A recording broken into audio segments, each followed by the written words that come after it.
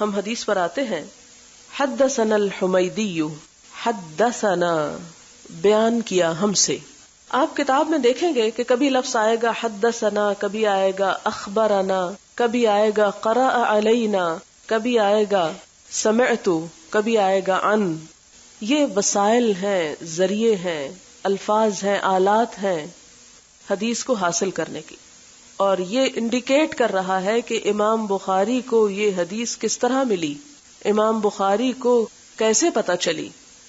تو حدثنا کا لفظی معنی ہوتا ہے ہم سے بیان کیا، ہم کو بتایا.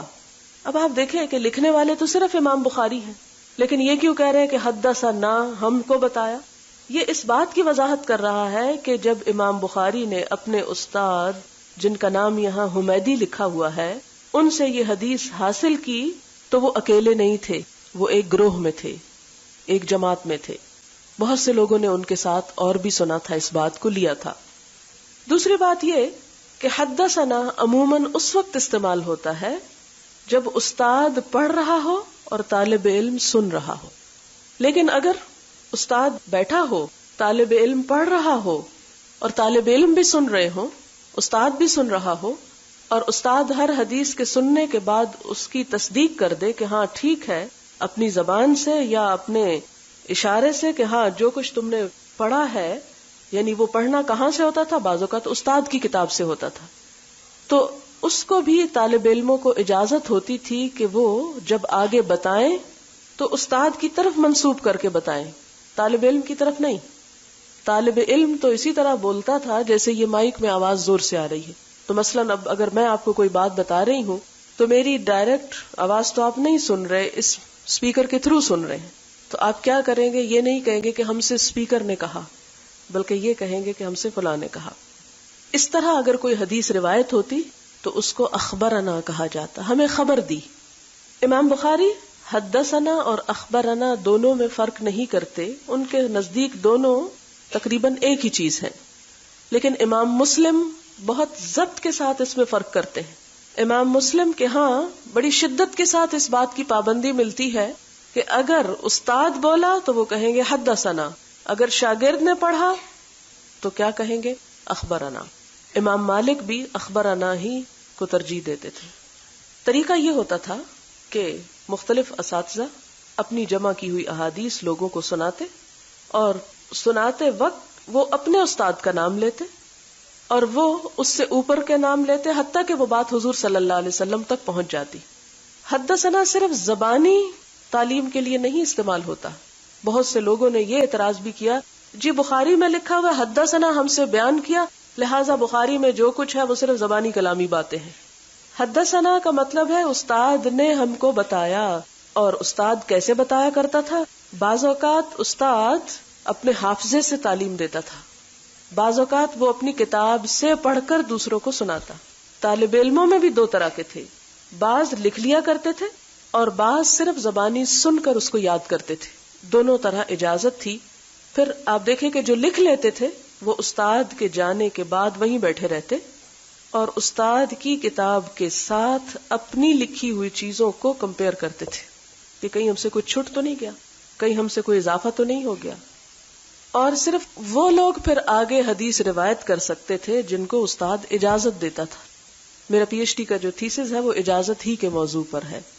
یہ حدیث کو بیان کرنے کا ایک طریقہ ہوتا ہے اور یہ ایک طرح کا وہ سرٹیفکیٹ ہے، جیسے آج کل ہمارے اسکول کالجز میں سرٹیفکیٹس دیے جاتے ہیں کہ یہ شخص پڑھا سکتا ہے یا اس کو جاب دی جا سکتی ہے.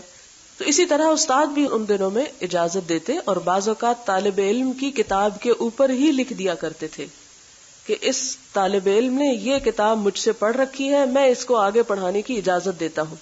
وہ اجازت سرٹیفکیٹ جو ہوتے تھے، وہ لائسنس جو ہوتا تھا، وہ شہادت جو ہوتی تھی، وہ لے کر پھر وہ آگے پڑھاتے.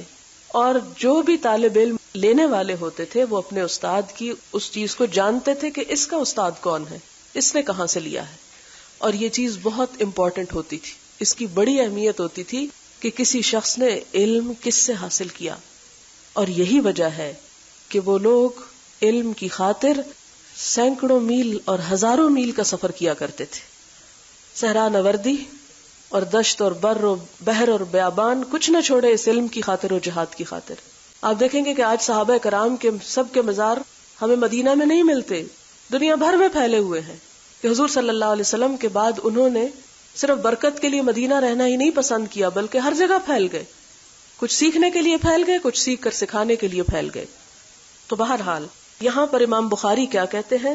حدثنا، بیان کیا ہم سے، الحمیدی عبداللہ ابن الزبیر، حمیدی نے جن کا نام عبداللہ ابن الزبیر ہے، یہ ان کے قریشی اساتذہ میں سب سے زیادہ سمجھدار تھے، افقہ کا لفظ آتا ہے ان کے لیے، یعنی امام بخاری کے 1000 سے زیادہ استاد ہیں، اور ان کو پھر کیٹاگرائز کیا گیا کہ کس شہر، کس علاقے، کس جگہ کے، کس کس نسب کے، تو قریش قبیلہ کے جتنے اساتذہ تھے ان میں حمیدی سب سے بہترین تھے۔ قال حدثنا سفیان، وہ کہتے ہیں، کون کہتے ہیں؟ حمیدی کہتے ہیں، حدثنا سفیان، ہمیں سفیان نے بتایا، ہم سے یہ حدیث سفیان نے بیان کی۔ یہاں سفیان سے مراد سفیان بن عیینہ ہیں، یہ مکہ کے رہنے والے تھے۔ مختلف علاقوں میں جو حدیث کے ائمہ گزرے ہیں، جنہوں نے حدیث پر کتابیں سب سے پہلے لکھی، ان میں مکہ میں سفیان ابن عیینہ کا نام بہت بلند ہے۔ حدثنا یحییٰ بن سعید الانصاری، ہم سے یحییٰ بن سعید انصاری نے بیان کیا۔ قال، وہ کہتے ہیں، اخبرنی، اب آپ دیکھ لیں، حدثنا کے بعد کیا آ گیا؟ اخبرنی، مجھ سے بیان کیا، یعنی جب میں نے ان سے یہ حدیث لی تو میں اکیلا تھا۔ کس نے بیان کیا؟ محمد ابن ابراہیم التیمی، یہ محمد بن ابراہیم تیمی جو ہیں تابعین میں سے ہیں۔ انہ سمع، کہ انہوں نے سنا تھا، سمع یعنی یہ حدیث سن کر لی، کتاب سے نہیں لی صرف، یعنی اس دور میں صرف لکھا ہوا علم قابل قبول نہیں ہوتا تھا۔ کیوں؟ اس لیے کہ وہ سمجھتے تھے کہ لکھی ہوئی چیز میں غلطی ہو سکتی ہے، زبر کو زیر، زیر کو پیش پڑھا جا سکتا ہے، لیکن جب استاد کے منہ سے ایک بات لی جائے تو وہ چیز لکھے ہوئے پر مزید ایک اس کی سند ہوتی تھی۔ اسی لیے ہم دیکھتے کہ سننے کے لیے ہزاروں میل کے سفر طے کیے گئے۔ اب یہاں پر ایک آپ کو حدثنا مل رہا ہے، پھر اخبرنی مل رہا ہے، پھر سمع مل رہا ہے۔ کیا امام بخاری کے لیے کافی نہیں تھا کہ وہ کہتے کہ وہ حضور صلی اللہ علیہ وسلم نے فرمایا اور آگے حدیث بیان کر دیتے؟ نہیں، اس سے آپ اندازہ لگائیں کہ تحقیق کس طرح ہوئی اور کتنے پریسائز انداز میں ہوئی، کہ اس چیز کو بھی نہیں بدلا انہوں نے۔ یعنی سب جگہ یہ ہو سکتا تھا حدثنا حدثنا حدثنا، نہیں، جہاں حدثنا ہے اس سے کیا پتا چلتا ہے کہ کس نے کس سے کس طریقے سے لی۔ یعنی لوگوں کو یہ بھی بتایا گیا کہ یہ حدیث جو میں تمہیں دے رہا ہوں مجھ تک اس منزل کو طے کر کے یہ پہنچی ہے، اس شخص کے ذریعے، اور اس شخص کے حدیث لینے کا طریقہ یہ تھا۔ انہ سمع علقمۃ، علقمہ کے بارے میں آتا ہے کہ صحابی تھے، علقمۃ ابن وقاص اللیثی، یقول، وہ کہتے ہیں، سمعت، میں نے سنا، عمر ابن الخطاب، عمر بن خطاب کو، رضی اللہ عنہ، اللہ ان سے راضی ہو جائے، علی المنبری، اب یہاں یہ بھی بتاتے ہیں کہ کہاں سنا، کس جگہ تھے وہ، منبر پر تھے، یعنی لوگوں کو خطبہ دے رہے تھے۔ اب آپ دیکھیں کہ خطبہ جب انسان دیتا ہے تو وہ اکیلا تو نہیں سن رہا ہوتا، ایک شخص خطبہ تو دیا ہی اس وقت جاتا ہے جب بہت سارے لوگ سننے والے ہوں۔ اس لیے جب وہ یہ کہتے ہیں نا میں نے سنا، تو اس کا مطلب یہ ہے کہ سن کے بیان تو وہ اکیلے کر رہے ہیں۔ ایسی حدیث جس کا ایک راوی ہو، اس حدیث کو کیا کہا جاتا ہے؟ غریب، غریب کہا جاتا ہے۔ غریب یہ نہیں کہ اس کے پاس پیسے نہیں، مفلس ہے، اس معنی میں غریب نہیں۔ غریب غربت اور غرابت کا مطلب ہے تنہا روایت کرنے والا ہے وہ تنہا روایت کرنے والا، لیکن چونکہ ممبر پہ سنا اس لیے بہت سے صرف کنفرم کرنے والے تھے۔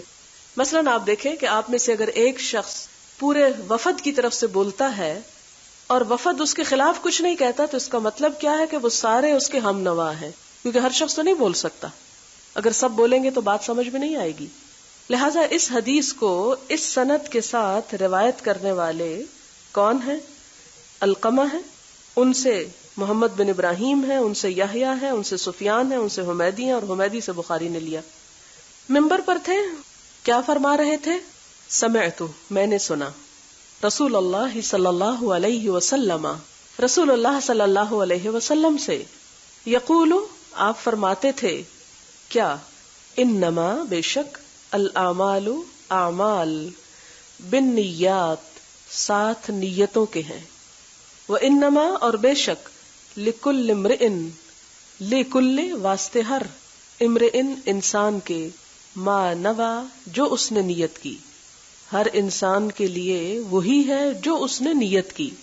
فمن تو جو کوئی کانت ہوئی یا تھی ہجرتہ ہجرت اس کی الا دنیا دنیا کی طرف یا دنیا کی خاطر یصیبھا کہ حاصل کرے اس کو او یا الا امرأۃ کسی عورت کی طرف ینکحھا نکاح کرے اس سے فہجرتہ تو ہجرت اس کی الا طرف ما جو ہاجر اس نے ہجرت کی الیہ طرف اس کے تو اس کی ہجرت اسی چیز کی طرف ہے جس چیز کے لیے اس نے ہجرت کی.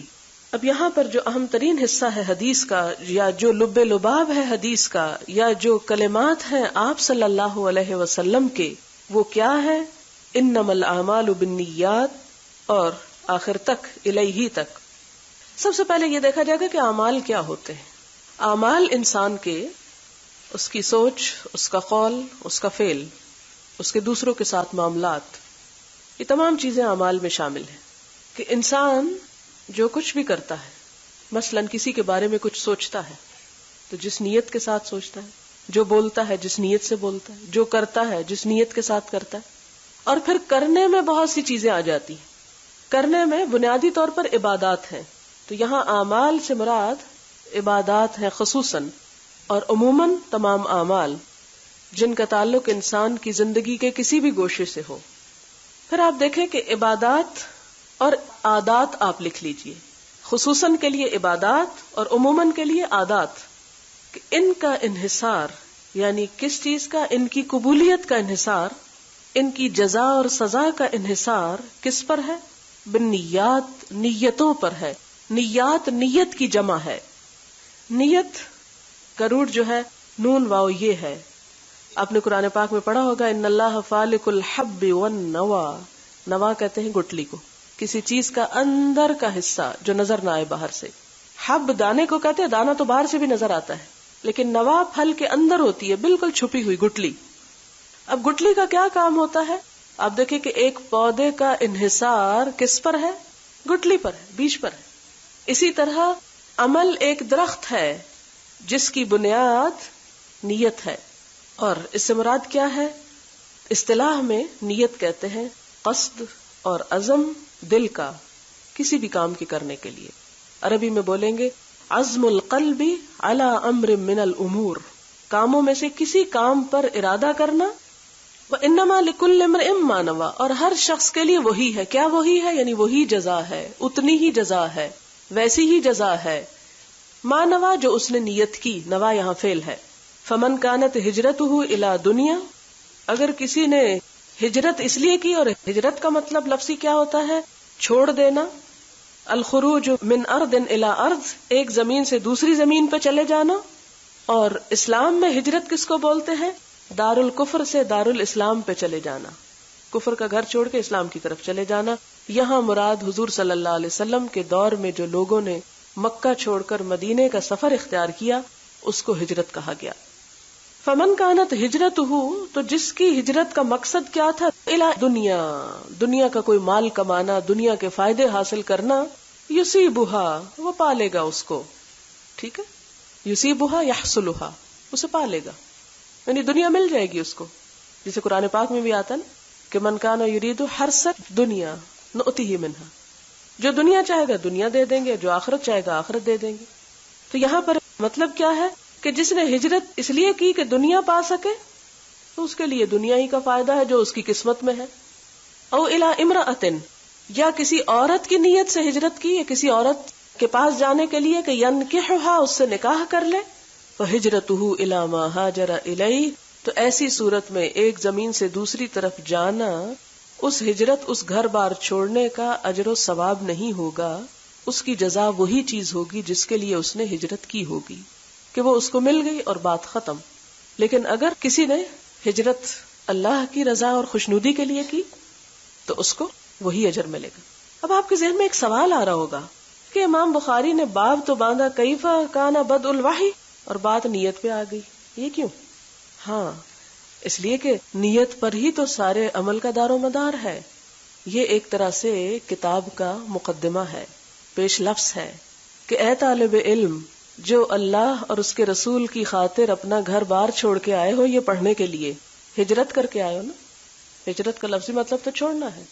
بچے چھوڑے پیچھے، گھر چھوڑا، بہت سے کام چھوڑے، کسی نے شادی بیاہ چھوڑا، کسی نے اور میل ملاقات چھوڑے، بڑی سی دلچسپیوں کو چھوڑ کے یہاں پہنچے. سوچو تو صحیح کس لیے پہنچے، کیا کرنے کو آئے، کیا چاہتے ہو، کس کی رضا کے لیے، کس کو دکھانے کے لیے، کس کی نظروں میں اچھا بننے کے لیے، کیا نیت ہے تمہاری؟ اللہ اور اس کا رسول، صرف اور صرف اس کی محبت. اور جو اس لیے آئے گا اسے کیا ملے گا؟ وہ مل جائے گا جس کے لیے وہ نکل کر آیا. اور اگر کوئی کسی اور مقصد کے لیے آیا ہے کہ جا کے اپنی ذرا دوستوں سہیلیوں سے ملاقات کر رہا ہوں یا کوئی اور دنیا کے کام کر رہا ہوں، وہاں پر ہر ایک کی نیت اس کے ساتھ ہے، تو اس کے لیے پھر اس علم میں سے کچھ بھی نہیں. وہ تو یحمل اسفارا، صرف گدھے کی طرح کتابیں لاد کے علم کا ذخیرہ اٹھا کے یہاں سے چلا جائے گا. وہ نہیں ملے گا جس کے لیے اس کو آنا تھا. اور پھر آپ کو یہ بھی یاد ہوگا وہ حدیث بھی کہ من طلب العلم لیباہی بہ العلماء ویماری بہ السفہاء او لیصرف وجوہ الناس الیہ ادخلہ اللہ النار. من طلب العلم، جس نے علم اس لیے حاصل کیا، لیباہی بہ العلماء، کہ علماء پر فخر جتا سکے، ان کا مقابلہ کر سکے کہ فلاں عالم، میں اس سے بڑا عالم بن کے دکھاتا ہوں، ایسی تیسی اس کی. وہ کیا سمجھتا ہے اپنے آپ؟ نہیں، کسی انسان سے مقابلے کے لیے نہیں. وَيُمَارِيَ بِهِ السُّفَهَاء، اور اس لیے سیکھتا ہے کہ لوگوں سے بحثیں کر سکے، جھگڑے کر سکے، بے وقوف بنا سکے دوسروں کو. یماریہ، ان کے ساتھ حجت بازی کرے، ان کے اوپر فتوے لگائے کفر اور فسق اور بدعت ضلالت کے، نادانوں کے ساتھ نادانی کا معاملہ کرے. او یا اس کی نیت یہ ہے لیصرف وجوہ الناس الیہ، کہ لوگوں کو اپنی طرف متوجہ کر لے، کہ لوگوں کو بتا سکے دیکھو میں نے یہ چیز پڑھی ہے، لہٰذا آؤ میرے پاس، میرے ساتھ مل جاؤ. یہ ساری نیتیں کیا ہیں؟ ان کا نتیجہ، ان کا انجام، ان کا ٹھکانہ ادخلہ اللہ النار، آگ. کوئی برکت، کوئی جزا اور کوئی خیر اور فیض نہیں. لہذا علم حدیث کو پڑھنے کے لیے خاص طور پر نیت کا خلوص انتہائی ضروری ہے. پھر آپ دیکھیں کہ صرف یہ علم حدیث کے لیے نہیں، ہماری ساری زندگی میں مثلاً آپ دیکھیں کہ آپ کسی کے سامنے بڑی لمبی لمبی نمازیں پڑھ رہے ہیں، اور اس لیے پڑھ رہے ہیں کہ لوگ کہیں کہ ہائے یہ کتنے اچھی نماز پڑھتا ہے. جو لوگ سر ڈھانکتے ہیں ان کے سامنے سر ڈھانک لیں کہ وہ ہمیں دیکھ کے خوش ہو جائیں. جو لوگ دین کی باتیں کرتے ہیں ان کے ساتھ بیٹھ کے دین کی باتیں شروع کر دے کہ ان کی توجہ حاصل کر سکے یا ان کی نظروں میں اچھا بن سکے. تو ایسی دین کی بات کرنا، اللہ رسول کی بات کرنا، ایسا سر ڈھانکنا، کوئی بھی ایسا کام، ایسی لمبی نمازیں پڑھنا، یہ سب کیا ہے؟ بیکار کے کام. ان کو کوئی ثواب اور کوئی اجر نہیں ملے گا. روزہ انسان رکھتا ہے اللہ تعالیٰ کی خوشنودی کے لیے. اللہ تعالیٰ کہتے ہیں نا کہ الصوم لی وانا اجزی بہ، روزہ میرے لیے، میں خود اس کی جزا دوں گا. لیکن اگر انسان اس لیے رکھتا ہے کہ وہ ذرا سمارٹ ہو جائے، ویسے تو ڈائٹنگ ہو نہیں سکتی، چلے تو مجبوری ہو جاتی ہے، تو اس میں جتنی پھر اللہ کے لیے بات ہوگی اتنا ہی اس کا جزا ملے گی. مثلاً ایک انسان کسی دعوت پہ جاتا ہے اور ٹھیک سے کھانا نہیں کھاتا، یہ دکھانے کے لیے کہ میں تو بہت کم کھاتا ہوں، تو اس کا یہ کم کھانا دوہرا نقصان ہے. دنیا میں بھی اس کو کچھ نہ ملا، وہ محروم کیا بڑی اچھی دعوت سے اپنے آپ کو، اور آخرت میں بھی اس کی کوئی جزا نہیں کہ آپ نے کم کھایا، صرف لوگوں کو دکھانے کے لیے کہ میں زیادہ نہیں کھاتا. اسلام اس قسم کی دو رخی پالیسی اور ڈبل سٹینڈرڈز اور اس قسم کی دھوکے بازی سے انسان کو باہر نکالتا ہے، اس کی کنٹرڈکشن اور اس کے کانفلکٹس کو. اصل چیز کیا ہے کہ انسان چھپ کے بھی وہی معاملہ کرے جو سب کے سامنے کر رہا ہے. یہ چیز انسان کو بے خوف کر دیتی ہے، اس کے اندر جرأت پیدا کرتی ہے. لیکن انسان جب اپنے اوپر خول چڑھاتا ہے، یہاں کچھ ہے وہاں کچھ ہے، تو وہ اپنے لیے پریشانیوں میں اضافہ کرتا ہے. لہذا جب بھی کوئی نقصان اٹھانے لگے تو اس کو اللہ کے لیے اٹھا لے. اگر کم کھائیں تو اللہ کے لیے کم کھائیں، دیکھیں کتنا جزا دے گا، وہ اس کی عبادت میں کتنا لطف آئے گا. لیکن نہیں صبر ہوتا تو پھر جو چھپ کے کھاتے وہی سب کے سامنے بھی کھا لے. یہی دراصل لا الہ الا اللہ کا مطلب ہے کہ لوگوں کی غلامی سے نکل آؤ. یہ بات اپنی زندگی سے باہر پھینک دو، ہائے لوگ کیا کہیں گے، جو مرضی کہتے رہیں، سو وٹ، کیا ہو جائے گا. اصل نیت کیا ہو، میرا رب کیا کہے گا، وہ کیا دیکھ رہا ہوگا، وہ تو ہر وقت مجھے دیکھتا، وہ کیا سوچ رہا ہوگا، میرے بارے میں اس کا غضب ہوگا یا اس کی رحمت برس رہی ہوگی. مجھے تو اس کی رحمت کا اپنے آپ کو مستحق کرنا ہے. لہذا یہاں آنے کے لیے پھر ایک دفعہ نیت کو خالص کر لینا ضروری ہے.